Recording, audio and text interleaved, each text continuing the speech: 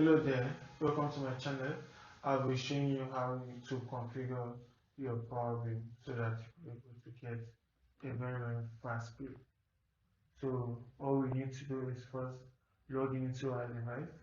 As you can see, I'm going into my device. That's my MS capacity. You can see the percentage that somewhere around 2. You can see my CCQ is also very poor. So it's ranging between 25 to 33.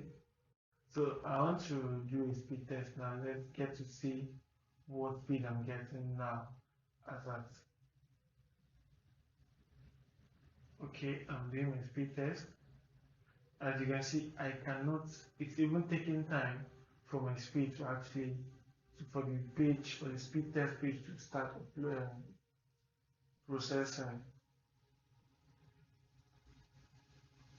Okay, so here we are. My speed is still calibrating. Okay, as you can see, it's somewhere around kbps. I can't even get up to 1 Mbps. That's to show you how poor my internet speed is right now. And I bet you I'm having this poor speed because of the way I configured my device. So I will show you how you can configure your Powerbeam so you'll be getting a very good speed. Okay, you see that it has even dropped. It's somewhere around 27 kbps now. Reaching to 32. Remember, I thought it was even around 20 kbps, but with time it's even depreciating. So here it's 6. It's still very poor, not up to 1 Mbps. I'd say it's done reading and it's giving us 39 kbps as the maximum speed for our device. And I'm actually paying my ISP for a bandwidth of up to 17 Mbps. So let's see what I can do. As you can see here, guys, my quality and capacity is very poor. Okay, first all you need to do is you click your wireless, check your output power. As you can see, I'm trying to increase my output power. But first, my antenna is on feed, so you need to put it on 400 dBi. I can't increase my output power, even because I need to go to advanced to turn off installer ERP. So I'm turning it on, apply, come back to wireless. Okay, so I will turn off calculate ERP limit.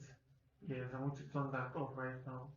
As you can see, that's giving the opportunity to be able to increase my output power. So I've increased my output power to the maximum.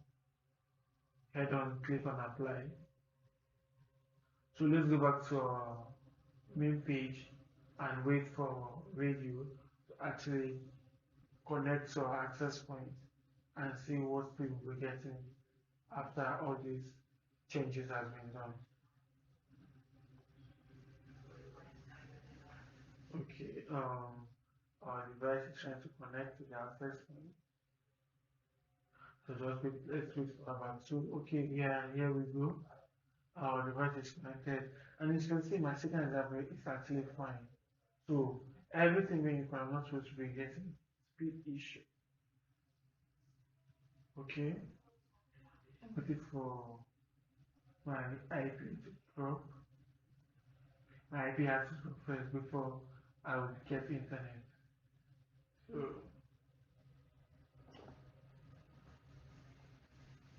we are waiting. Okay, as you can see, guys, my MS quality and capacity has actually improved.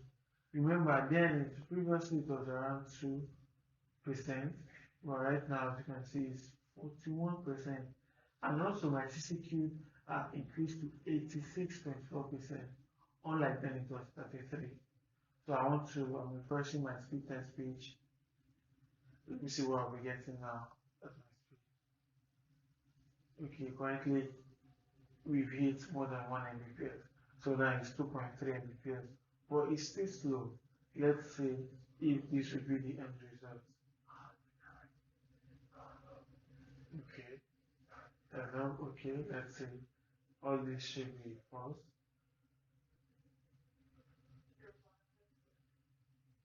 Okay, let's see what happened. Okay, guys, as you can see, my feed is coming up. Yes, my feed is coming up.